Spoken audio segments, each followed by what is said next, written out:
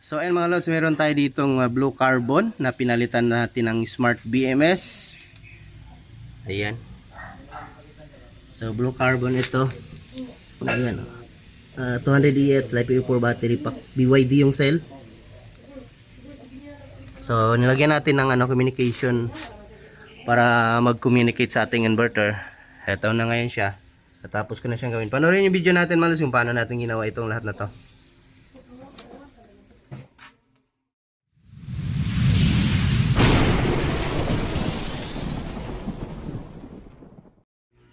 Hello mga lods, welcome back sa ating channel. At ito na naman tayo, another content, another day. At dito sa ating Ortic TV. So ito meron akong share sa inyo. So ito hindi naman siguro no. At, para i-share pa sa inyo. So meron tayo dito yung blue carbon na battery no, yung ganyan no. So sa mga may ganyan, so baka nagtaka kayo, mabilis na lang malubat yung battery ninyo. At minsan naman makikita nyo dito may voltahe pa naman, kunyari 50 or 48 at bigla na lang magsha-shutdown yung inyong inverter. So ang gagawin nyo po ay ganyan po ang gagawin nyo. Mag-add kayo ng active balancer kasi ang po niyan tindisi po, meron po nag-unbalance na cell. So baliling to dalawang patong ito na blue carbon na tigta 24 volts itong isang pack na to. Ayan. Bali dalawang pack ito. So BYD yan sa galing ito sa mga sa mga kotse. Used cell na ito, used bat na ito. Ni-recycle na lang din ng mga inchik at bininta dito sa Pilipinas. Tayo naman sa mga Pinoy bumili at used bat pala ang laman. So mahal pa ito dati, nasa 65,000 pa ito So ang gagawin natin, sayang din naman ay gumagana pa naman. So unang attempt ko dito, ginawa ko ay ito yung nilagay ko, yung dali na active balancer na smart no, para makita ko yung every cell voltage no, kasi pag ito lang kasi ito actually ito ngayon, ito lang yung in-add ko ngayon, bagong add ko. So kasi hindi kaya niya i-balance ito, maliit lang to nasa lang to, 1 ampere lang, ayan So, ang purpose ko nito ngayon is for na lang siya, for monitoring, na makikita ko yung cell, kung alin yung cell yung nag-unbalance. So, pwede ako mag-inject ng voltahe dito kada cell no, kasi nandito naman yung wiring pupunta din sa baba. Pwede ako mag-inject dito para makapag-charge ang cell at mahabol yung ibang voltage. So, meron din tayong charger na pang inject. At meron naman yung mabibili mo na charger, yung talaga as in 16S or pataas. Mahal nasa 50 plus mga loads, hindi natin kaya. Inject na lang yung makaya natin injectan na lang. Kung alin yung string yung low voltage or unang nagda-drop. So yun yung natin hahabulin. So baka kaya lang pa, hindi mo na ako mag-inject, baka kaya lang pa habulin ng active balancer na 5 ampere. So ito yung model ating active balancer 16S. So 5 ampere ito. At purpose ko nito, ito yung mag-active balance, pero magtutulungan pa rin naman sila kasi nakaparallel lang yan. So ito lang, bagong dagdag lang natin ito. Mahal, nasa 1,000 plus ito So ang palitan ko din siya ng BMS. Yung BMS nito ay yung GBD no. Ayan, Gbayda. Gbayda BMS ito na 120A. So palitan ko siya ito ng 200 ampere ito. Ayan So may LCD din ito, pero com board ito.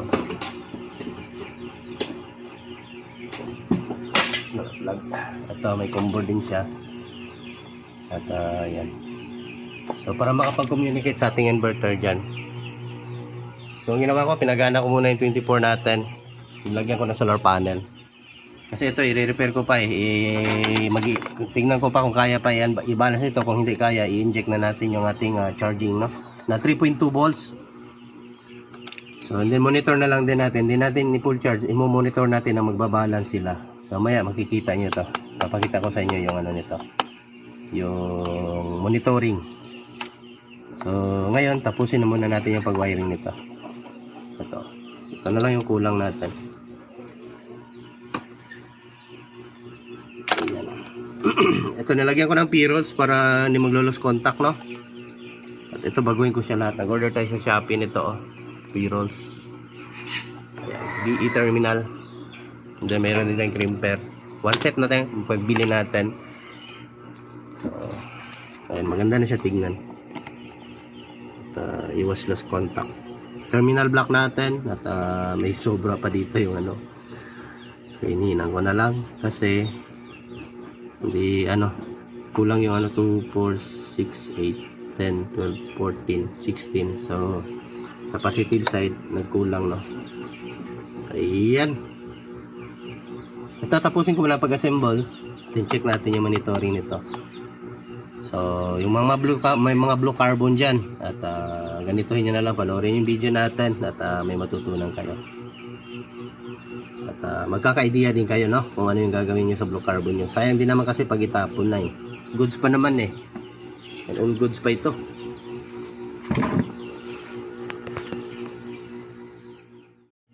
So, ito na mga lods. At yan, natanggalan natin yung mga wire doon sa isang BMS, no? So, ito na yung sa cell galing. So, ayan. At yung pala mga lods, so kung maglalagay pala kayo ng active balancer, so meron kayong makikita dyan na run. Ayan, pakita ko sa inyo. Ayan, yung run dyan, yan. So, tanggalin nyo muna yan kasi nakahinang yan, nakahinang yan sila, nakadikit. So, tanggalin nyo muna if mag-assemble kayo para hindi hindi naka-on yung inyong active balancer. So, mamaya ipagdikit ko yan mamaya. So yung ngayon, yung wire na naman ng ating BMS. Ang ating next. So ayan, ipapakita ko pala sa inyo yung pagkasunod-sunod ng voltage,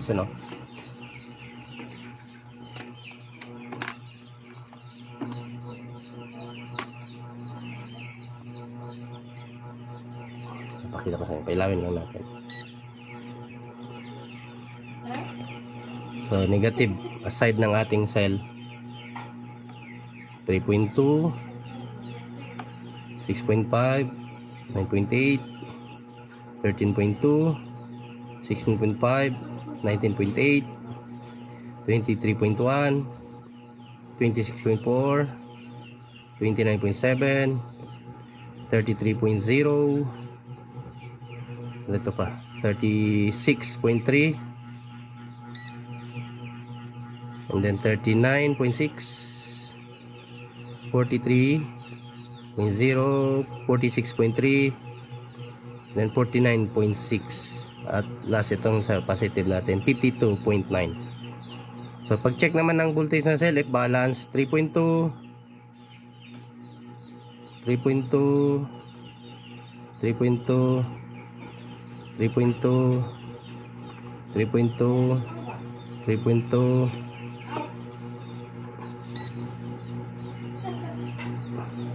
3.2, 3.2,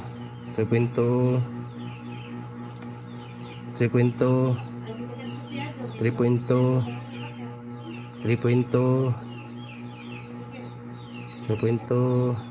3.2, 3.2, 3.2, then 3.2. So hindi pa naka-activate yung ating active balancer, yung isang lang pa ito. So yan, papakita ko sa inyo yung voltage na. Pero dito pag i-tester mo siya 3.2 lahat. Pero dito may makikita yung difference ng voltage kada cell. So mas may na maglagay kayo ng ganito, yung smart na 1 ampere active balancer ni Dali. Pero lang yan sa Shopee mabibili.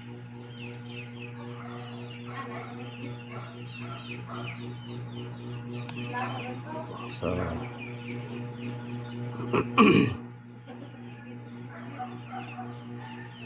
yan, ito na. Ito yun siya. Itong may B balancer.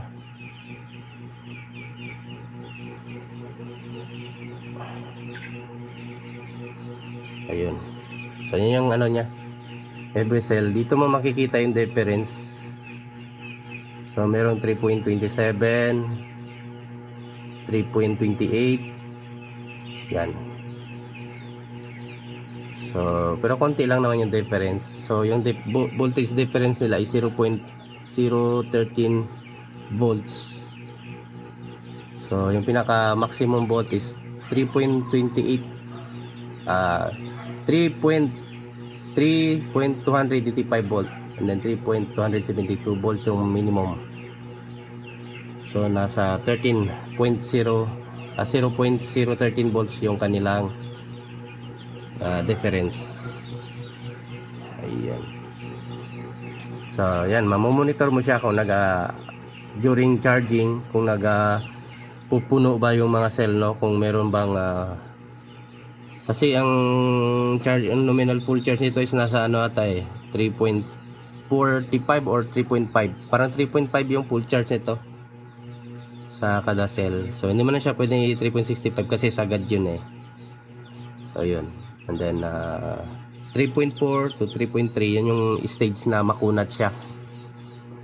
So ayan. Ano siya? So maganda siya kasi may monitoring tayo. Dito ngayon yung wire ng ating BMS. Ito ang haba nito. May mga ano na, putulin lang natin to.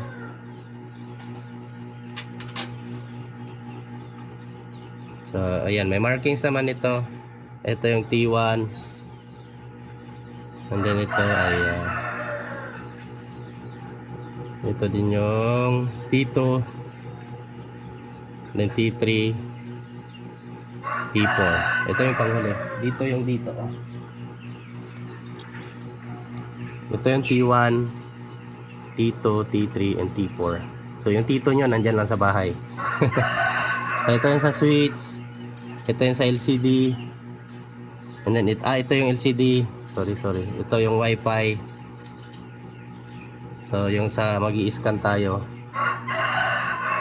And then ito yung sa SOC or sa COM board.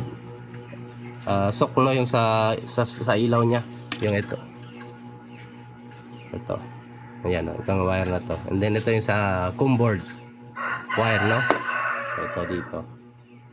And then yung sa switch, yun lang. And then negative side ng ating battery. And then ito na yung sa output. And then supply from galing positive line para mag-activate itong BMS. So yun lang. So wiring na natin. Wiring, unahin natin yung T1.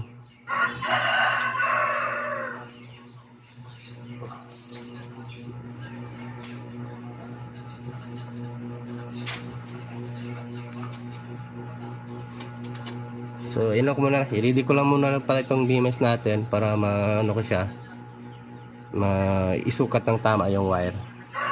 So, pwede lang siguro direktan lang natin to mahaba, and then ikikable tayo na lang natin para hindi na tayo magsukat. Mamaya na nga tayo magbutas dito sa casing nya, pinaka casing. Ayan meron tong sensor, thermal sensor.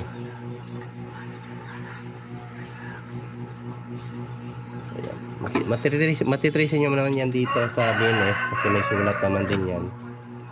Tailawin natin.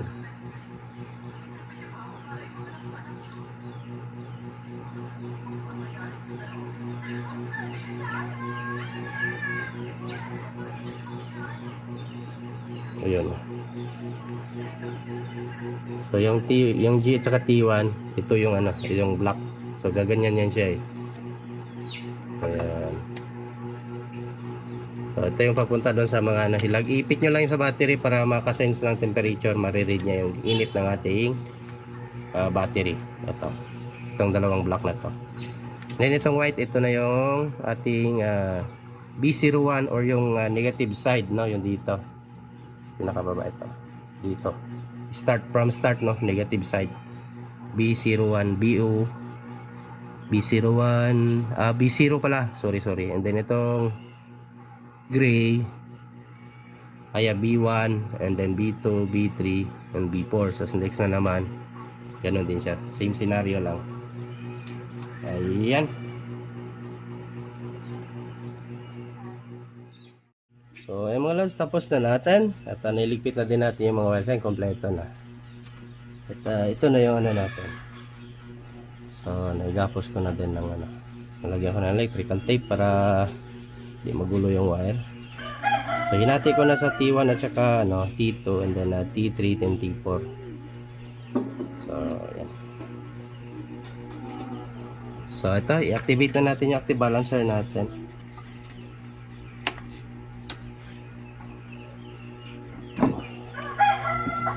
Lagyan na natin ang lead.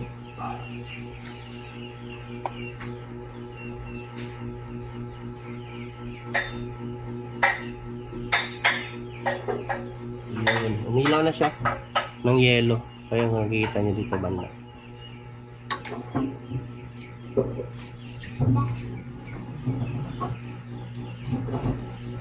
Wow! Pwede! Opo. Ganda ka, Daddy. So, ito dito naman, dapat sunod-sunod ang voltahe nito. Ito, ano to, T1 and T2. So, tester natin. Uli natin itong T3 at T4. Bago natin isalpak sa BMS, tester muna natin. So, T1. So, itong white, no? Itong white yung kanyang BO. So, tester natin.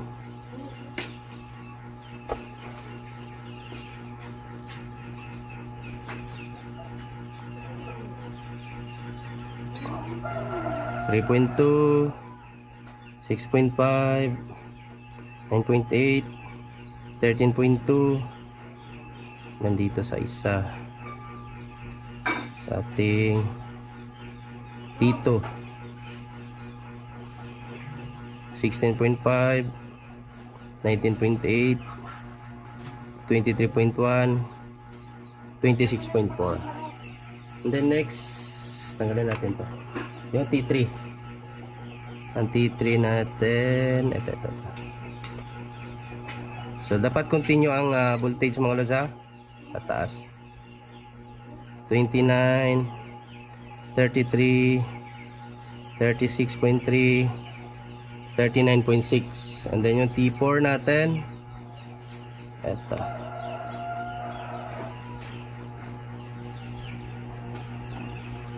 43, 46.3, 49.6, and then last 52.9.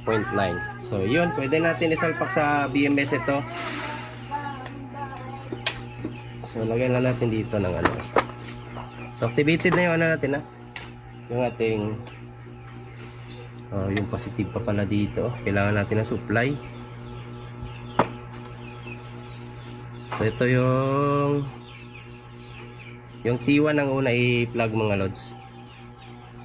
T1,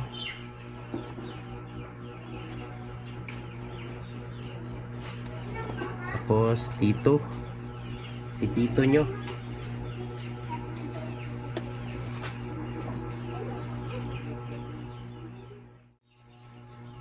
Ito na yung T3. T3 natin. And then T4.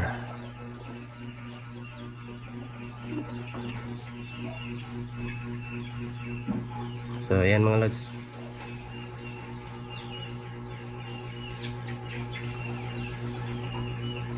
Ayan.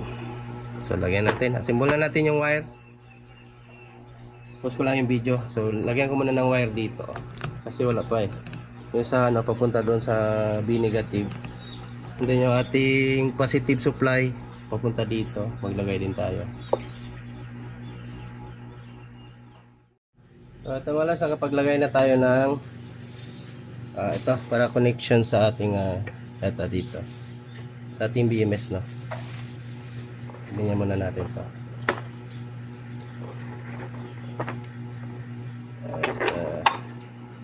Mamaya natin i-connect yan sa uli na natin yan. Itong comboard muna natin ang iuna. So, dito. Yung switch natin, ilagay na din natin. Yung switch lang dito ang ginamit natin.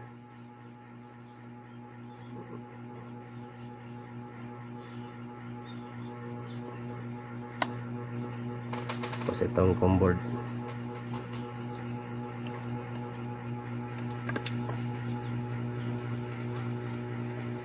Tapos itong switch. Ito yung switch. Oh. Yung nirecycle lang natin yung switch niya.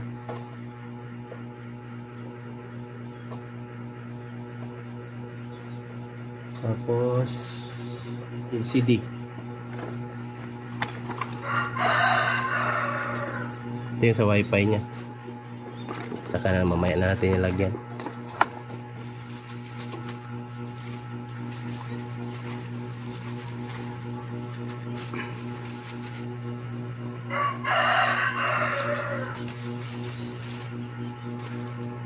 So hanap tayo wire ng LCD.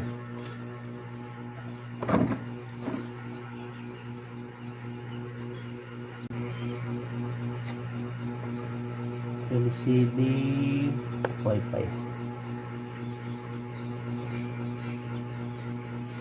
Uy, sa Wi-Fi ata ito. 4 wires ba? 4 wires naman pala. Sorry. Ayan. Tapos dito yung LCD natin.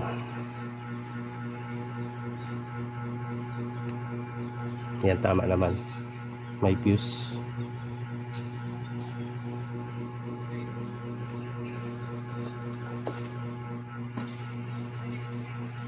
Tapos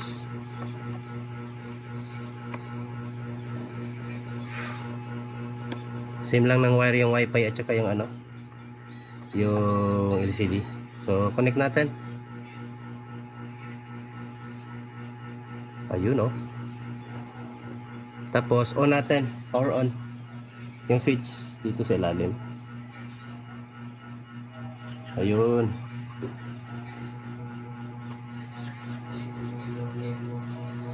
So yan oh, working.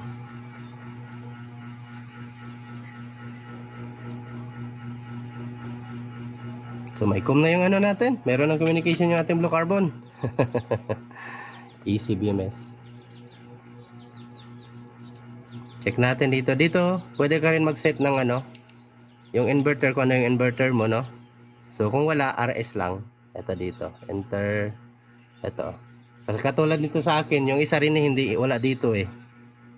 Yung mga compatible kasi na ano nito, enter natin. So yung mga compatible na inverter na sa EC BMS, itong DEI, Growatt, Lux Power, Goodwi, SMA. So maganda rin pa yung Goodwi, no? SMA, Victron, Surups, supported niya. Jinlong or Solis. May Garebo. At di ko alam ano to. INBT. Olu. Tapos Most, TBB, Sofar, Schneider. So ito, pwede na natin ito makonect sa TBB. Kasi yung TBB ng ano yun din yun eh. Kailangan din yun ng communication na magkukompatible sa kanya. So nasa BMS lang talaga yun, no? Sofar, Schneider, Solax. Ito, marami pang reserve oh. Pwede ka pa mag-program dito. So yan, back tayo. Dito lang tayo. Ito lang yung gagamitin natin, RS or pylon, no? Ayan. RS, yung pylon nito 0. Pylon version 3.5. Then yung dito sa CAN, pylon niya is version 2.06. So dito na tayo sa RS, tapos enter natin. Ayan eh. Ay, sorry. Back tayo. RS.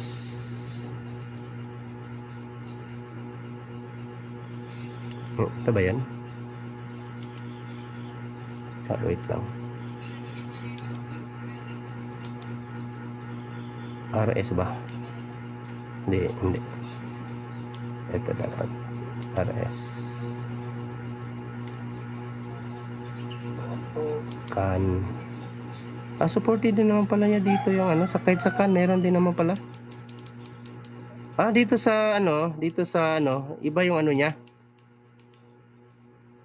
Dito sa RS RS 485, ang support niya din na day inverters, day Growatt, Lux Power, Voltronic, Modbus, Solax, Bluesun, Lux Modbus, SMK. So yun lang yung ano niya. Ayan, marami din siyang reserve. So ayan, save natin.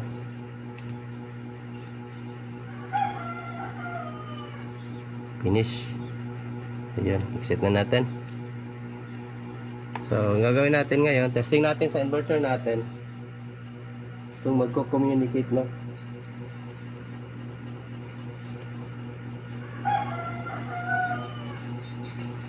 So ayan na siya.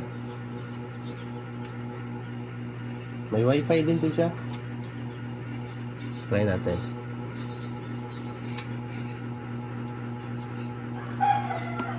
So ayan, goods na goods, nagra-run. So ayan, pag magkukum kayo nito, 1 lang. I-on, activate nyo lang yung 1. And then ito yung kasama niyang wifi or bluetooth ba ito? Parang bluetooth na din ata ito. May bluetooth lang kasama.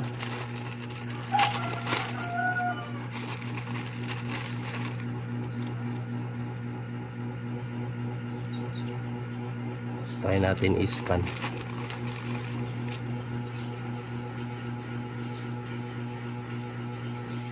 Antena niya.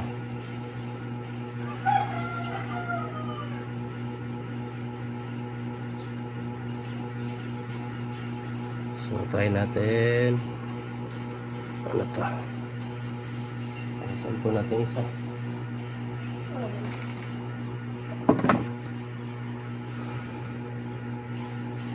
Meron to dito. Ito lang yung i-scan natin. Scan. Yan.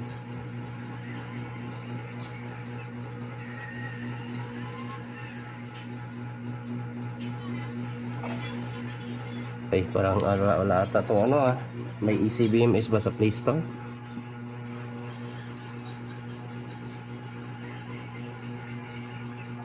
Kaya detect ng ano to? Ito na.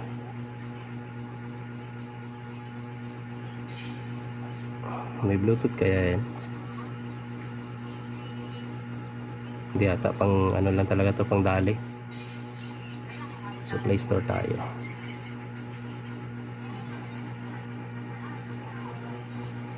Play Store. May ECBMS ba sa ano?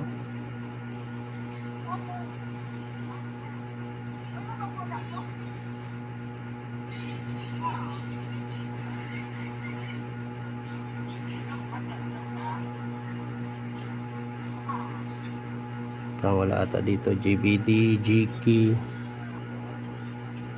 BMS Meta, GK BMS, GBD, BMS Tool, ABC, Dali BMS.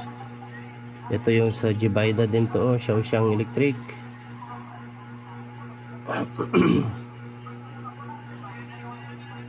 Paano ba itong scan?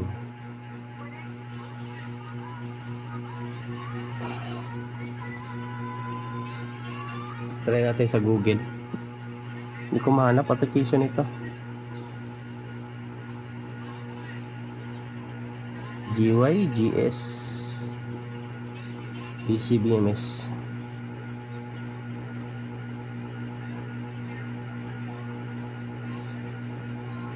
Yan.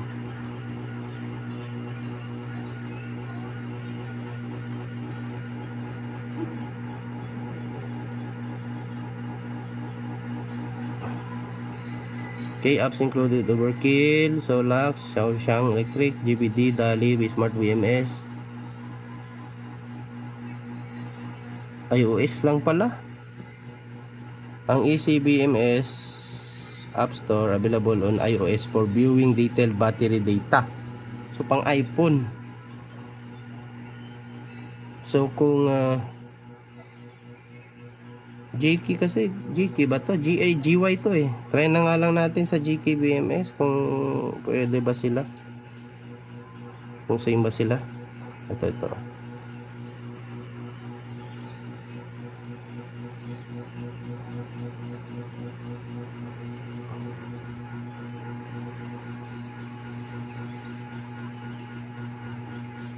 Nagiging high-tech na yung blue carbon natin. Pwede na siya sa ano, mga may communication na inverter. So, yung mga ano lang pwede naman palitan. Gastusan lang talaga. Medyo may price kasi din na BMS to. Nasa 12,000 eh.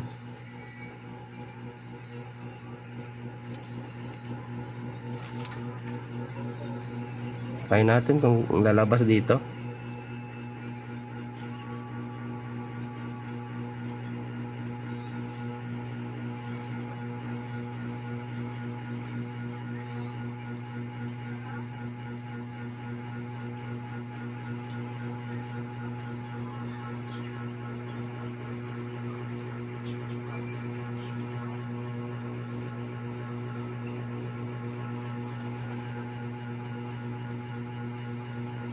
Walang makita. Wi-Fi lang ata talaga yun ha. Wi-Fi. Try natin doon sa Dali. Smart sabi ito. Remote monitoring. Try natin.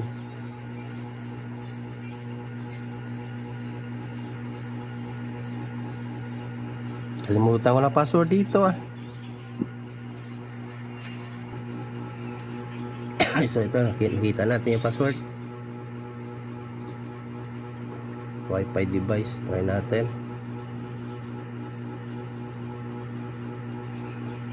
Kung ano nya, kung ma-detect dito sa apps na to.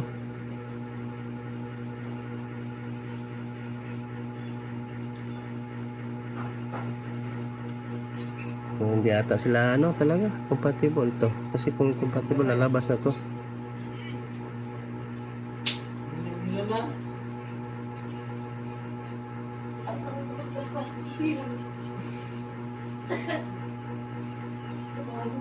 So yung GY Wi-Fi 1001 version 1.1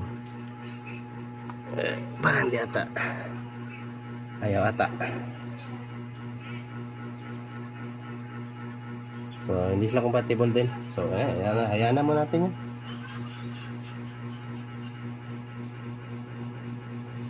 So push lang muna natin. Lagyan ko muna to ng ano ng yung sa ating negative no, para try natin, i-testing natin sa inverter kung magko-communicate ito sa ating SRNA. So ito na mga lods, napaglagay tayo ng ano na. So ayan,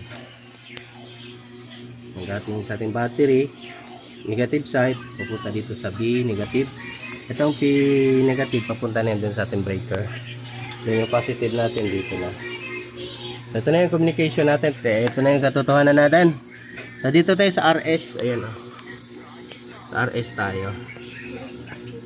Yan, dyan tayo sa RS 485. Dito tayo. Ayun. Po sa ating inverter, i-turn tayo. So dito tayo naglagay no sa RS scan. RS scan yan siya. Dalawa yan siya, pwede dyan. Punta tayo sa ating battery setup. 4, 3, 2, 1. Patay natin yung plus para makita nyo. Confirm. RS ito. RS 485. Try natin. Tapos dito wow natin. Wow.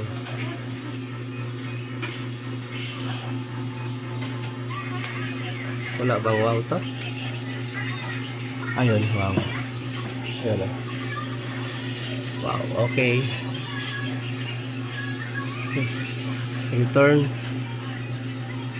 Tignan natin kung merong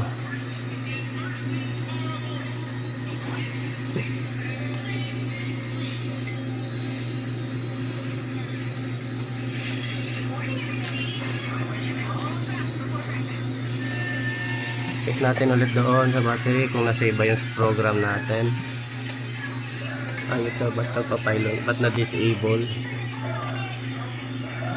At ito.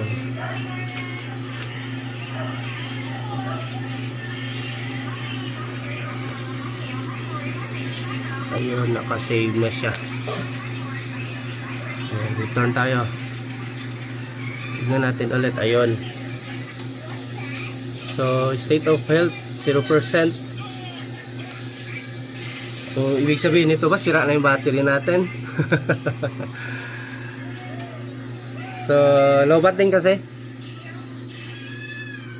So, sira na ang battery natin. So, 0%.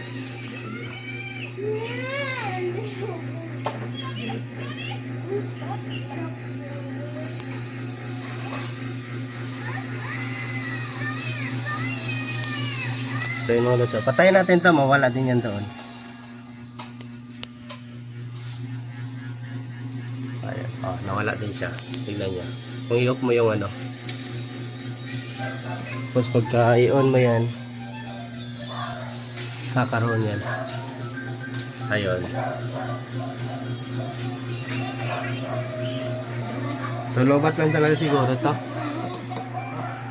Kasi 52 volts tayo ngayon. At lobat din talaga to kasi tinanggal natin to eh. Ito lang yung nagpa-function na isang battery.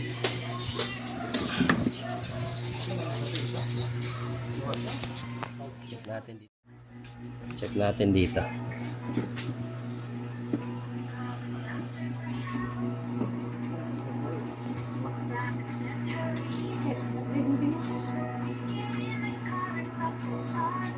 For 99% dito eh. BMS status. Sorry, parang kita. Enter.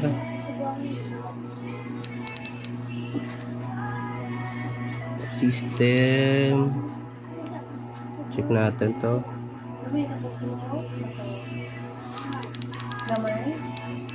Hindi pwede tignan. Analog info 52.2.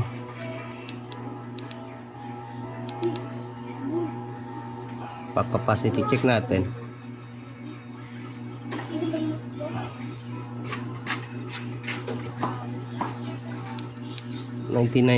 State of charge niya is 99%. So which is low ba to eh, dapat hindi 99 eh.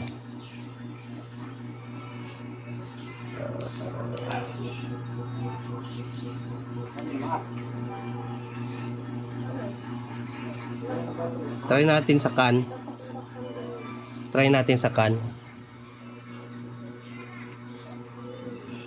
Kung magkukumba siya.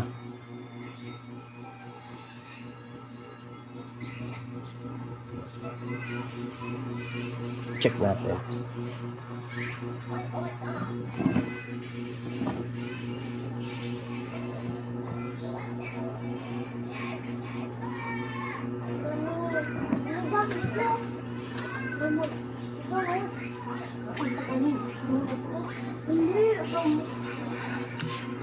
So try natin sa can dito.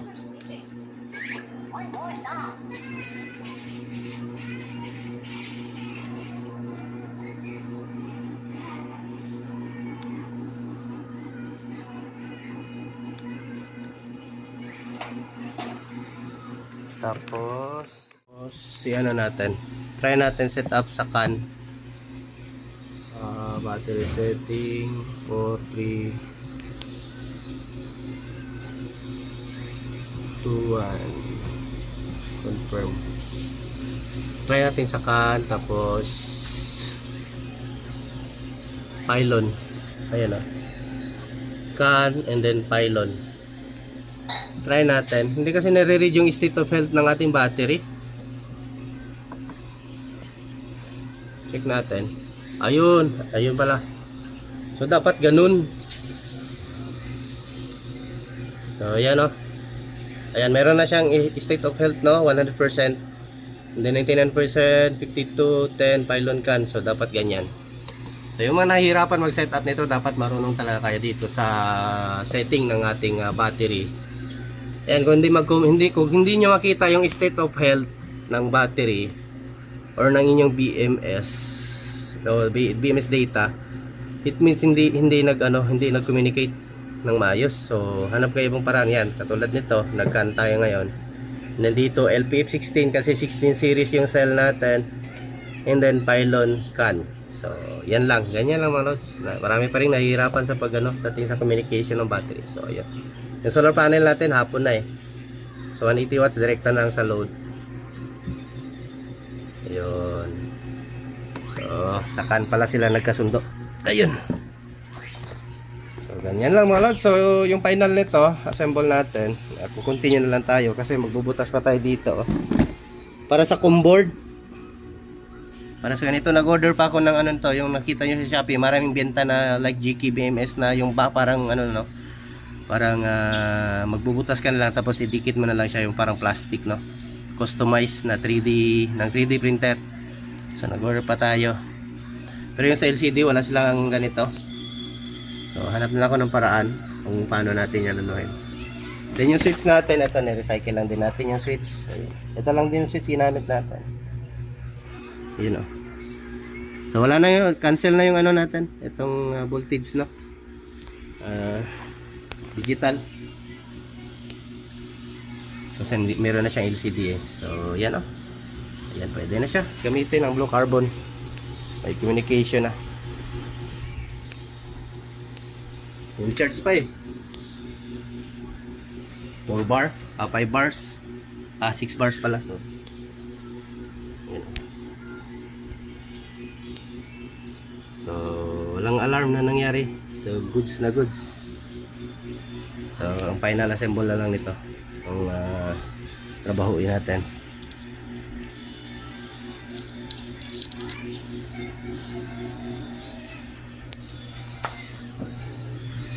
Ayan, working na siya.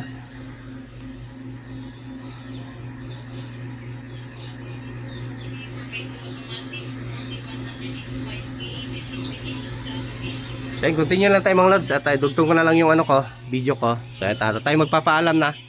At thanks for watching mga lods. So, dana, wala tayong problema, hindi na tayo bibili ng battery. Kasi nagproblema kasi ko dito na walang communication yung battery. Kung need kasi ng communication to para accurate talaga yung percent na talaga ni isa rin ni. So, ayan. At thanks for watching mga lods.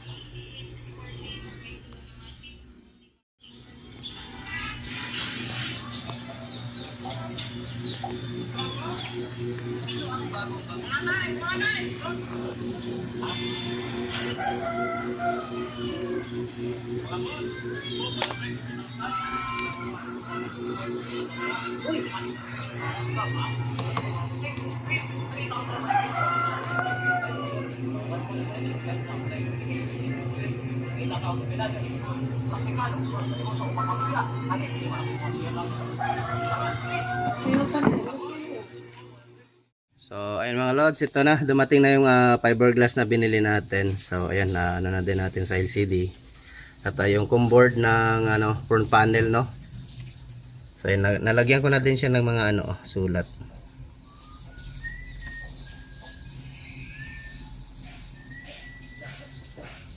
Ayan.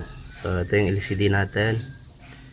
So ito pininturahan ko lang, no, itong kulay white niya. So pinag-ano ko dito, lagyan ko ng packing tape, and then gamit lang tayo cutter tape para masunod yung size, no. So ayan. At ito yun, marami pa tayong extra na yung nabibili sa Shopee na mo tigpo 40 plus lang ito eh. So ito, may 5 pa tayo. Pininturahan ko lang ng white ito. So para yan, di ba? So lagay na natin to, LCD natin. So ayan na, di ba? Uy, nalo pala. Dapat pala dito yung packing tape, hindi ko kalimutan kung hinto eh. Pero okay na yun, goods na yan. Para ilto lang sana yung kulay blue yung makikita, no? Not bad. So lagyan natin to dito ng ng sulat yung ganito. So 53, 29% ngayon yung battery na. So kapag ka mga ganitong BMS mga lods, dapat yung sa inverter at saka yung dito sa pinaka display ng LCD ng battery, dapat same ang percent. So charging siya ngayon ng 24 ampere, 1.2 kilowatts. So nagbawas ako ng 2 panel kasi Chinarge ko yung isa kong battery. Kasi nadidrain. Sayang din yan eh. 24 volts 200 EH. So yan o. Puno na yan ngayon. So ito yung binuo natin na ano, smart. Yan, kompleto din yan. May fuse. Hindi ko yan na-i-vlog ko ba yan? Parang hindi ko ata na-i-vlog yan mga lods. So ayan, ito yung menu. Down, up, tapos exit. Galing. So ayan, naging ano na ito, naging smart BMS na yung ano natin, yung ating blue carbon. So 29%, tignan nyo malos, pakita ko sa inyo yung side motor natin. So 29% din siya. So yan ang tamang pag it means nagko-communicate ng tama or maayos yung pagka ano, communicate nila, same sila ni. Yan, same na same. So 1.7 lang yung ano ko ngayon, harvest sa 1.8. Sa apat na lang yan eh, na solar panel, bawasan ng 2. Kasi ginamit ko muna kasi sayang eh, maano yung battery natin, yung isa kong battery. Ayusin ko pa, nasira yung BMS ata. Hindi na magcha-charge or natutulog lang yung BMS natin. Ayan. So ito, takpan na natin ito at all goods na tayo. So ayan, naka-mounting na lahat yan. Ayan. So may active BMS lahat at smart active balancer and then smart balancer para sa monitoring. Sa via Bluetooth. Kasi itong isa, Wi-Fi ito eh. So ayan. Thanks for watching mga lods. All goods na tayo.